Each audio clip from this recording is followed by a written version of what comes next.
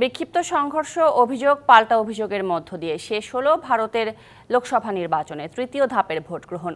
স্থানীয় সময় সকাল 7টায় শুরু হয়ে ভোট চলে সন্ধ্যা 6টা পর্যন্ত। এই ধাপে গুজরাটের আহমেদাবাদে ভোট দিয়েছেন প্রধানমন্ত্রী নরেন্দ্র মোদী। সারা দেশে ভোট পড়েছে 61% কিছুটা বেশি। ভারতের লোকসভা নির্বাচনের প্রথম দুই ধাপের মতো তৃতীয় ধাপেও ভোটার উপস্থিতি ছিল না প্রত্যাশাজনক। ভোটার উপস্থিতি কম হওয়ার অন্যতম কারণ হিসেবে দায়ী করা হচ্ছে তাপপ্রবাহকে। তৃতীয় ধাপে সবচেয়ে বেশি ভোট পড়েছে আসামে ৭৫%, পশ্চিমবঙ্গে তা ৭৩%-এর বেশি। আর সব মিলিয়ে ৪ শতাধিক অভিযোগ জমা পড়েছে নির্বাচন কমিশনে। সবচেয়ে বেশি অভিযোগ দিয়েছে বাম দল সিপিএম।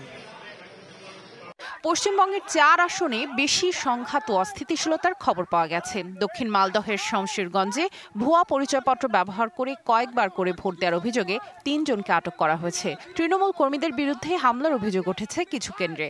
হামিদপুরে ভয় দেখিয়ে বিজেপির পক্ষে ভোট দিতে বাধ্য করার মতো গুরুতর অভিযোগ উঠেছে কেন্দ্রীয় আইন শৃঙ্খলা রক্ষাকারী বাহিনীর বিরুদ্ধে।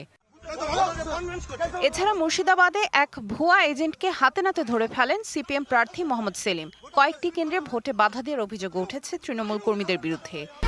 1, 2, 3 ঢাকায় জমি জিতে নিন 100% ক্যাশব্যাক সহ 20 কোটি টাকার পুরস্কার। এদিকে মালদহ উত্তরের একটি কেন্দ্রে সড়ক ও সেতু তৈরির দাবিতে ভোট বর্জন করেন স্থানীয়রা। সেখানে একটি ভোটও পড়েনি। মধ্যপ্রদেশের মোরেনা আসনে বিজেপি কংগ্রেস সহ ৩ প্রার্থীকে ভোট চলার সময় গৃহবন্দী করে রাখা হয়। পরিস্থিতি শান্তিপূর্ণ রাখতে এ সিদ্ধান্ত নেয় জেলা প্রশাসন। উত্তরপ্রদেশের সমাজবাদী পার্টি ও বিজেপি কর্মীদের মধ্যে সংঘর্ষ হয়। এছাড়া সাম্ভাল জেলায় পুলিশের সঙ্গে সংঘর্ষে জড়ান সমাজবাদী দলের প্রার্থী। মহারাষ্ট্রের একটি কেন্দ্রে জয় মারাঠা স্লোগান দিয়ে পেট্রোল ঢেলে ইভিএমে আগুন ধরিয়ে দেয় এক ব্যক্তি। জিজ্ঞাসাবাদের জন্য আটক করা হয়েছে তাকে। 2019-এর লোকসভা নির্বাচনে এই 93 আসনের 71টিতেই বিজেপির জয় হয়েছিল। এবারও এ আসনগুলো গেরুয়া শিবির ধরে রাখতে পারবে কিনা তা জানতে অপেক্ষা করতে হবে 4 জুন পর্যন্ত। সামিয়া জান্নাহ, ডিবিসি নিউজ ডেস্ক।